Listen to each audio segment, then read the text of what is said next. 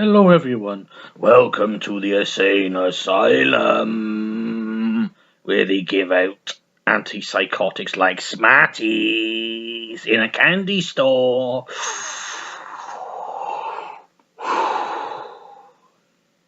So yeah, hope everyone is well. Welcome to the video. And in this video we're going to be looking at the musical genre two-tone. And you're probably asking, what is two-tone? So two-tone was / is a British musical movement that incorporated Jamaican rhythms of ska and reggae, took the energy of punk rock, put it in a cooking pot, and two-tone was born. And it helped to break down a lot of barriers racially and sexually as well. So, but before we get into two-tone, I think we should, well, it's important to give a little bit of history leading up to two-tone, because I like to do that, because I like history, particularly music history. So post-war, the late 1940s saw a phenomenal rise of mass immigration to Britain, and a lot of black, Jamaican, Afro-Caribbean descent came to Britain. You know, it's like that song, London is the place for me. If you ever see a clip of that, you see the Jamaicans coming on the boat. So yeah, so they came over and basically done a lot of, their immigration helped Britain a lot. It really helped them, Britain a lot, with particularly working in the NHS. You know, a lot of nurses were black, a lot of doctors were black. It's like my nan said. When my mum was, I think it was when my mum was born. She said, "Oh bless her," she said to me, "Well, I was lying there and the baby came out. The doctor, he was black," and I thought, and I've said to myself, he's so black, I don't think he can see me.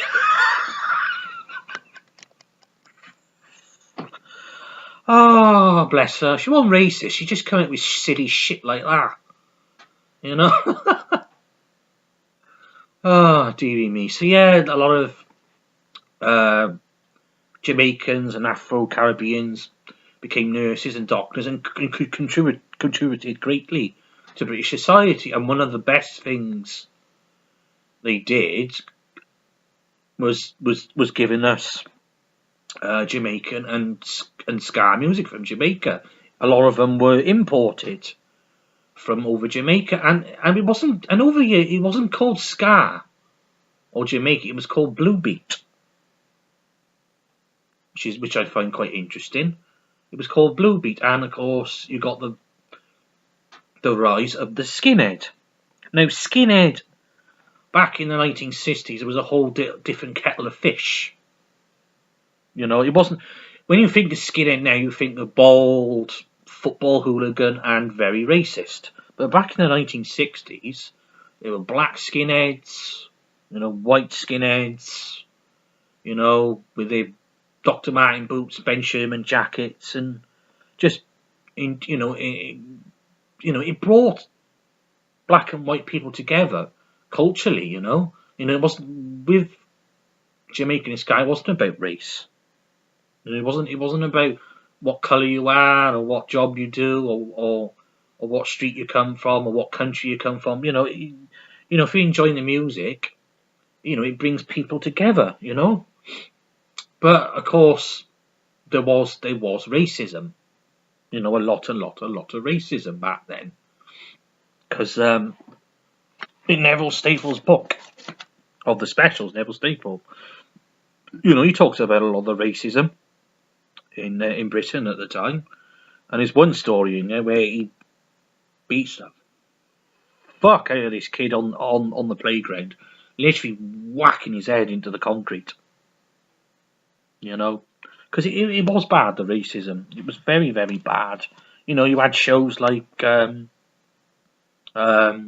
what's he called? The one with Wolf of Alf Garnett. You know, he didn't like black people. And then you had a program like Love Thy Neighbour, which completely reflected the racial times, those racial times. You know, it was very, very, very bad. And of course, the late '70s saw the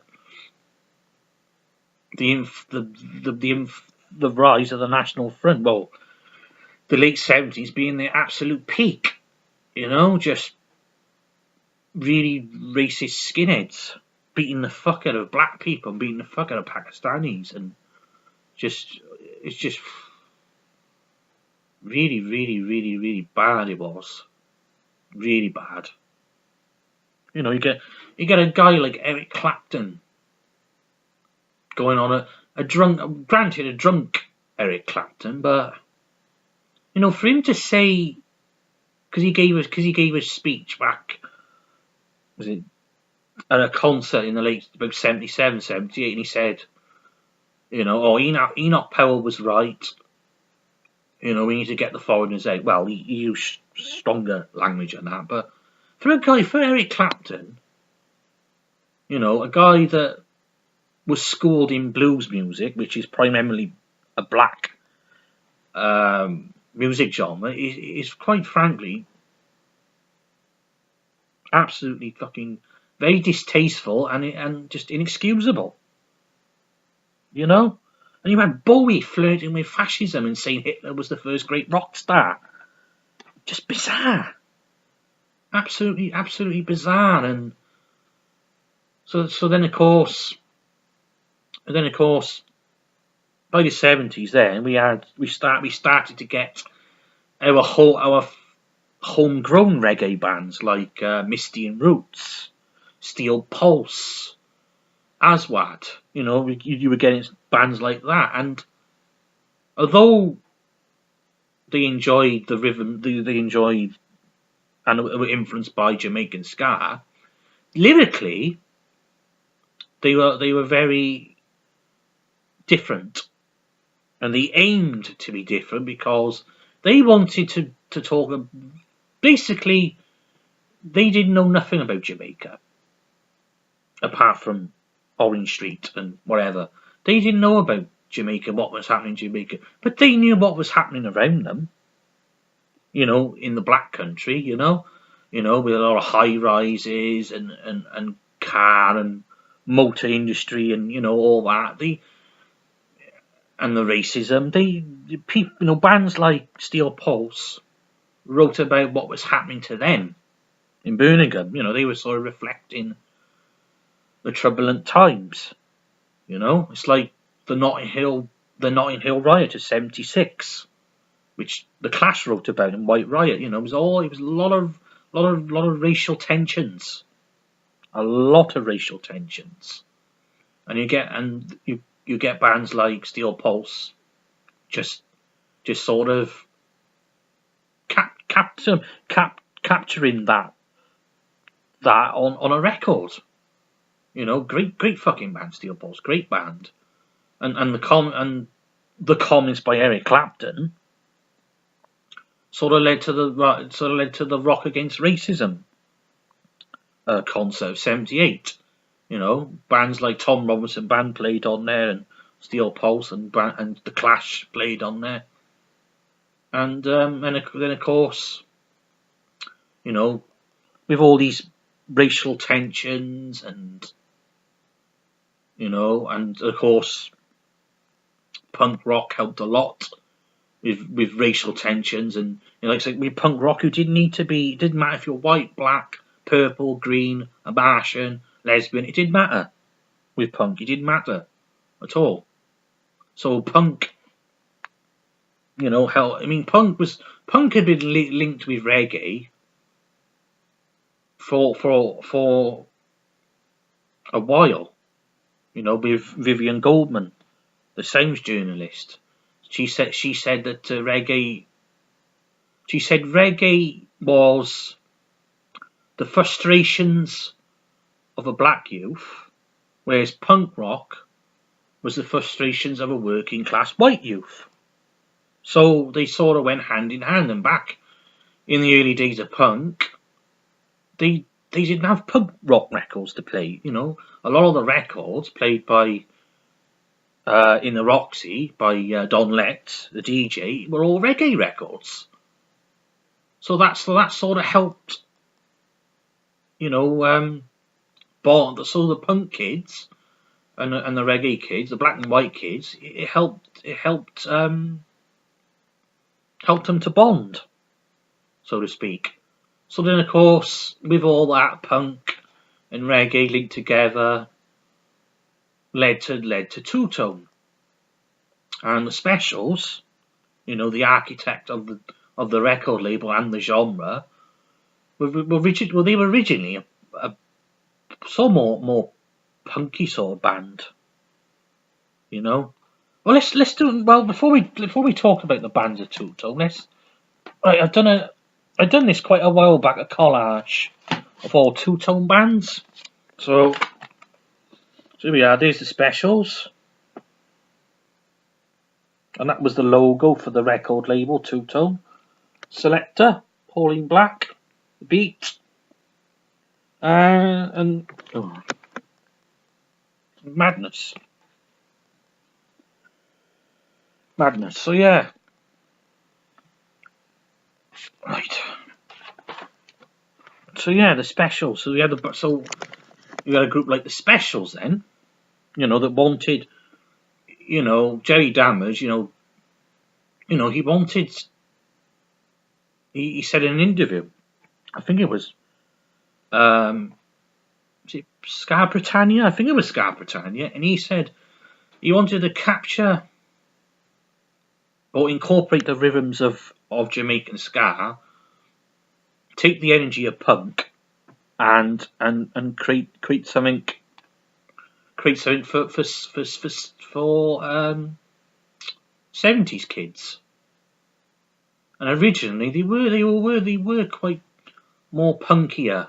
They started out as the Coventry Automatics, because Automatics being a big the car industry was very big in Coventry. So we thought, okay, we'll take the name Coventry Automatics. Then I think they shortened it down to the Automatics, and then they became the Specials. So, and then the Jay Dammers came up with the record label Two-Tone. You know, an independent record label, but it did get distribution from what's it called? Chrysalis. Yeah. So, sorry, I was just looking at Google then. So Two-Tone was an independent record label, which was completely in the spirit of punk, because punk was a lot of the punk stuff was basically self-recorded, self-distributed, thanks to bands like the Buzzcocks, you know. So it was completely run by Jerry Dammers, the record, but it got distribution from Chrysalis, which was a biggish label that had Blondie on there. So they had their successes. So, and then of course the label gets running. They release Gangsters, and basically Two-Tone just took off. Completely took off. And like I said before, it did help to break a lot of the racial and sexual barriers, you know, because a lot of blacks and Pakistanis and Bangladeshis and Indians that were getting racially attacked all the time, they had a music that finally spoke to them. Because Two Tone was completely anti-racist, completely anti-sexist. Like I said, it didn't matter what colour you were, or what your class background was, or what country you came from, or what your sexual orientation was. It didn't matter. It didn't matter, and it was a really good youth movement. He had an infectious style, very political. Some of the songs, like Man at CNA by the Specials, very political, but you could dance to it. Sing Me Fella Cootie, very fiery and politically charged with so much anger, but it's done to such an infectious beat, you just cannot but dance to it. It's like, I should be angry, but I'm fucking dancing my fucking ass off like a drunken granddad at a wedding. It was, a very infectious style. And then, of course, the record label tracks bands like The Beat, Madness. I mean, Madness. Well, Madness only did one. I only think they done one single for Two Tone, which was The Prince. And after that, they went on to Stiff Records. But bands like The Selector, great fucking band, great band. The Beat, great fucking bands like that, and he just took off, completely took off, and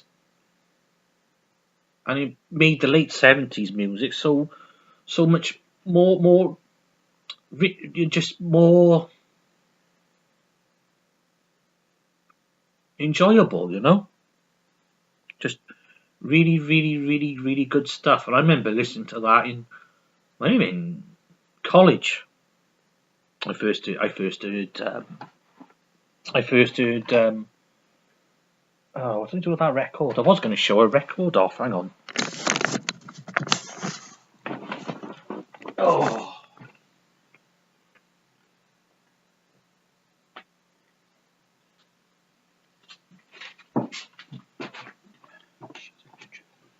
You trip and break my neck. So yeah, I'll show a few records. I got 2 records I'm going to show off now after. So yeah, they took off, very, very popular. Two Tone was very, very, very popular amongst, a fantastic youth movement. Very fantastic youth movement. I mean, the Specials EP got to number 1 in 1980. It was fucking 1979 and 1980 for Two Tone, and early 81, just incredible. I mean, Top of the Pops in general in 1980 was fucking incredible. I mean, you had synth pop, you had new wave, you had punk, you had Two Tone, you had metal, you had shitty disco, shitty late disco, but just incredible time for Top of the Pops.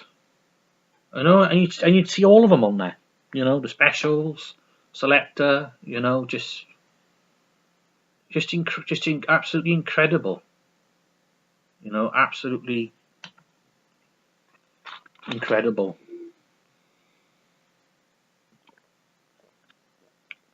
And when Two Tone toured America, like a lot of the punk rock that went to America, it became so popular that people formed bands. It's like when the Damned, who were the first British punk band to tour America, every city they went to formed a band. With Two Tone, they toured across America, and people formed their own bands. The third wave of ska. Which started out in sort of like mid 1980s with bands like the Toasters. If it wasn't for bands like the Specials, bands like the Toasters, Operation Ivy, The Mighty Mighty Boss Tones, Real Big Fish, even Rancid. You know, without bands like this, but they wouldn't exist. Incredibly influential band. The Special, well, two-tone, very influential genre. You know, just absolutely incredible. And the Special's first album is absolutely incredible. You know, they would do cover versions of old 60s reggae classics like Message to Your Rudy and Monkey Man, and completely make them their own song. You know, just absolutely incredible. You know, they just wrote such fantastic songs. Do the Dog, just probably their punkiest song on the album. Just absolutely brilliant. And Too Much Too Young. You know, the album version, Too Much Too Young, is just brilliant, and that message in that song still resonates till today. You know, the generation gap. Try wearing a cap. In other words, ladies, try wearing a condom on your fucking fanny. You know, teenage pregnancies. You know, kids having kids. It's just. You know, they got their whole lives ahead of them, and they're having fucking babies at 16. Don't make fucking sense. Ooh, memories. I had a baby at 16 because I'm a dumb bitch. You know, that, like I said, that song, Too Much Too Young, still resonates today. And a song like Ghost Town. You know, the government putting the youth on the shelf.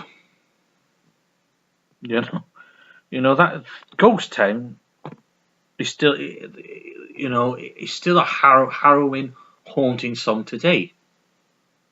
I mean, that's where it was reflecting on where the country was going at that particular time. The early 80s, Thatcher had come in, May 1979, and basically she wanted to dismantle the welfare state. She wanted to destroy the post-war consensus. You know, and she started slowly dismantling it, very, very slowly. You know, closing steel factories and closing closing industry. And a place like Coventry, where the Specials came from, and places like Birmingham, where the Beat came from, closing the factories was basically closing the heart and the beating heart of their respective cities. You know, it was just, British Leland, was very big in Coventry, places like Coventry, and that ended up getting shut down in the late 80s. So it was like they could see it all around them, the furious, fiery anger of the people, because there were riots in 81 all over the country, mainly in Liverpool and places like that. They were just so fucking fed up with the way the country was being run. And two-tone at that time was the only genre that was questioning things politically in the country. You know, New Romantics. It was just a form of erotic. Yeah, New Romantics was like a form of erotic escapism.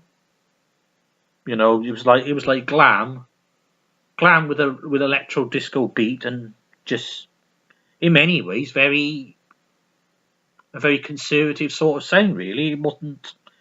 I mean, some of it's good, like, but a lot of it was just like, I mean, look at Duran Duran with the fucking video Rio. It's like fucking. It must have took about maybe $1 million to make, and it's just like, what the fuck? What the fuck? You know, what the fuck, Duran Duran? So so Ghost Town is that, like I said, that message still, the message of that song still resonates today as well. You know, the government putting the youth on the shelf. The government's always put the youth on the shelf. Knife crime is just bad as ever. Knife crime. You look at London. Knife crime is a knife crime every day, isn't it? You know, there's no. I mean, if I was running the country, I'd have to build more youth centres and have more, clubs, like have a PS4 club. You know, if you're interested in PS4 and you want to meet like-minded people that want to play the PS4 and talk about games, I'd have a club for that. I'd have a book club, you know. Because at the end of the day, I know I moan about the youth a lot. But at the end of the day, they're our future. And if the youth haven't got a future, then there's no fucking future. Like the Sex Pistols song said, no future. You know, just again, what do I know? Not a lot.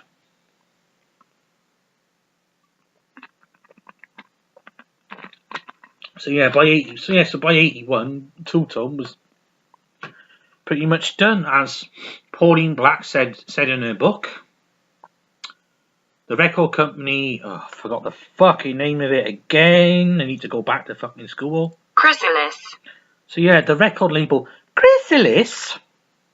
So she said in her book, the record label Chrysalis. Oh, fuck's sake. It's a fucking mouthful, isn't it? Chrysalis.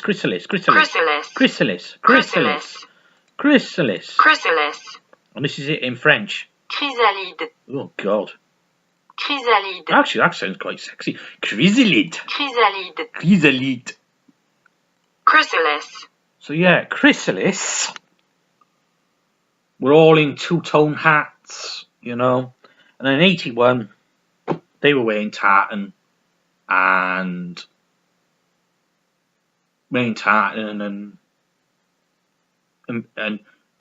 masturbating to Spandau Ballet. So the writing was on the wall there for two-tone, and I mean it did limply continue on with bands like the Higsons, the record label, and of course 3 members like Terry Hall and Neville Staple quit the Specials to form Funboy 3. It just wasn't the same. So I'm not a big fan of Funboy 3. I don't think Neville Staple was a big fan of Funboy 3 either, to be honest. If you read his book, it didn't seem to be alright. It didn't seem to be the right fit for him.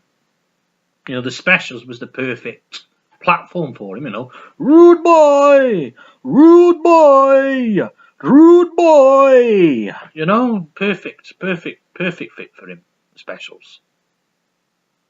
But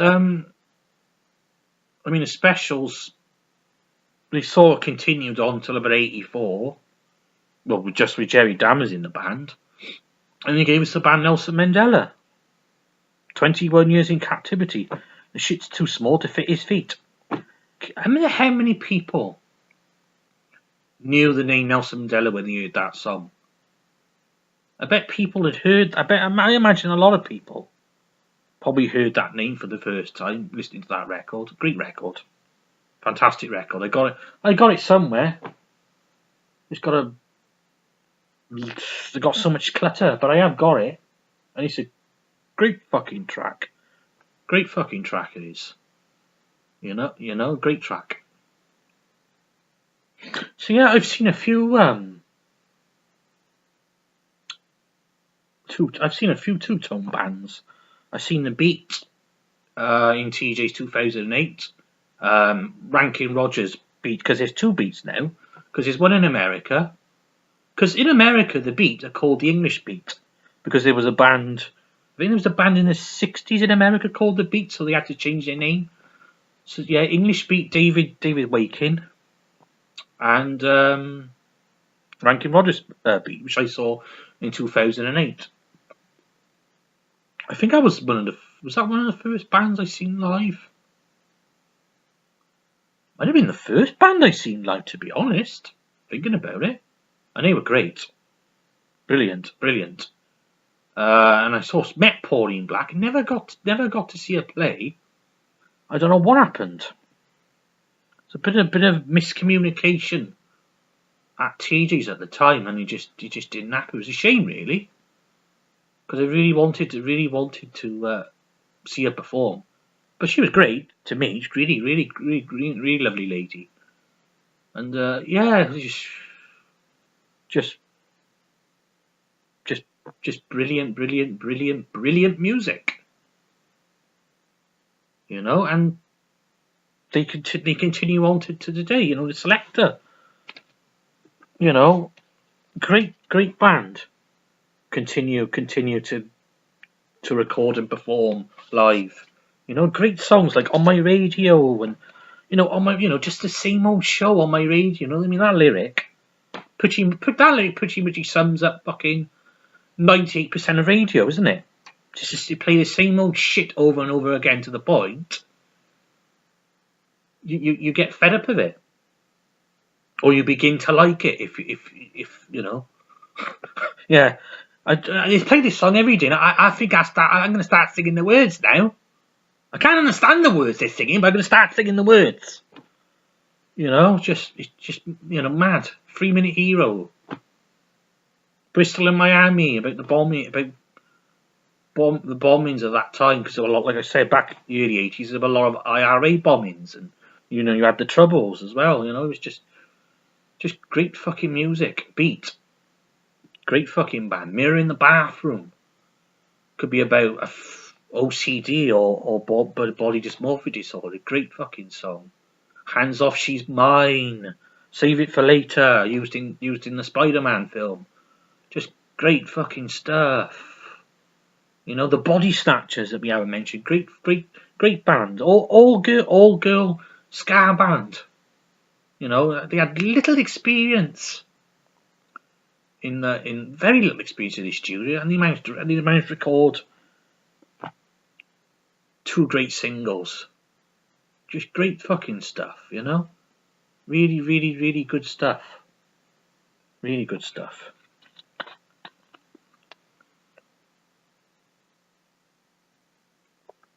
I just can't believe it's 40 years. 40 years of two-tone. I mean, this year is 40 years of Metal Box and 40 years of Pleasure Principle. It's just absolutely... 1979, I'm going to have to say 1979 is the best year for music in the 1970s. And I'll give you a few examples as to why. Going off on the beaten track a little bit, but here's why I think 1979 is the best year for music. You had punk rock was still good. You know, you had bands like Stiff Little Fingers recording Inflammable Material. You had X-Ray Specs with German Free Adolescents. The punk rock, brilliant. And if you didn't like punk rock, or you wanted something a bit more less abrasive, you had New Wave. You had the Police. You had Blondie. Blondie was 1979 was their commercial breakthrough year over here in the UK. Guy Newman's breakout year. Pleasure Principle, Replicas, Cars, Our Friends Electric, with these stunning performances on Top of the Pops. And then of course you have two-tone, just so many great musical genres to choose from. You know, you 70s kids were fucking spoilt. Absolutely spoilt you were. You know? And well, what else can I see? Yes, I must say this. So if you're interested in two-tone, I recommend going to the Music Museum in Coventry, because I went there last year with my dad. It was fucking brilliant. It was a great section on two-tone there. Basically, the Music Museum covers all music from Coventry, and so it covers punk and electronic music as well, which is... I didn't know Delia Derbyshire was from Coventry until I went there. So there was me messing around with the original bloody synthesizer going. You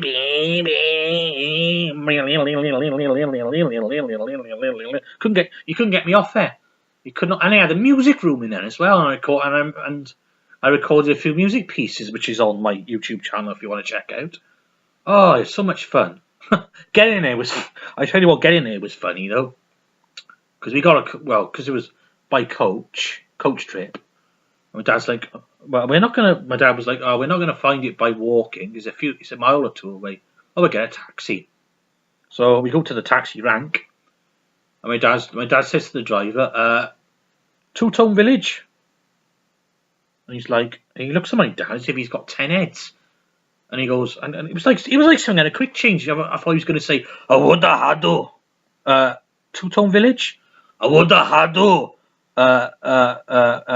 Two-Tone Village, Awoda Hado, Awoda Hado, Awoda Hado." So the driver went to his colleague, and he was going, and my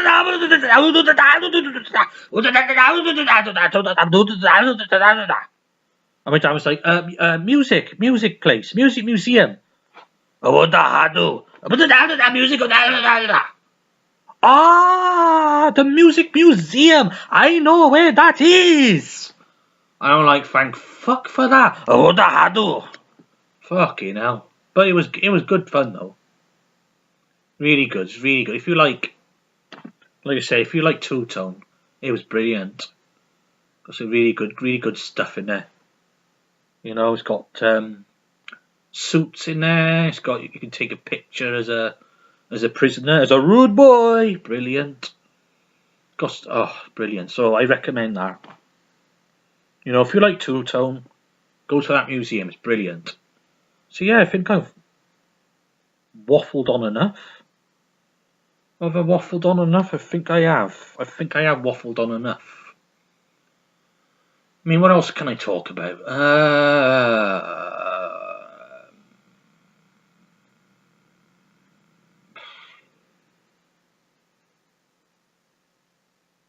I don't know what else I can say, really. I think I've said enough. But I think my final words will be, two-tone will always, the spirit of two-tone will never die. You know, it will never lose. You know, like the impact it had on music. You know, just absolutely off the charts, monumental, off the charts, and its message will never die. Not if we got fucking Brexit to deal with. Oh, that's another. That is another. Yeah. The Specials' new album. I don't know. I got mixed feelings on it, to be honest. I think the first track is good. The cover of the Equals song, is it the Equals? Yeah, the Equals. I quite liked it. It sounded like a cross between Pink Floyd and Stevie Wonder. Yeah, I thought it was really interesting. But as the album went on, I don't know. I just got really mixed feelings. I mean, to have a Specials album without Neville Staple and Jerry Dammers, I don't know. But I gotta commend the Specials for still being around. You know, you gotta respect that. Respect that they're still going. You know, and they're just as important as ever and vital as ever. You know. So yeah, two-tone. A great fucking genre of music. So yeah, thanks for watching, and see you in the next video. Rude boy, a rude boy, a rude boy, rude boy, Al Capone's guns don't argue. Bunny Rose guns don't argue. Pick up this book, it is brilliant. Rude boy!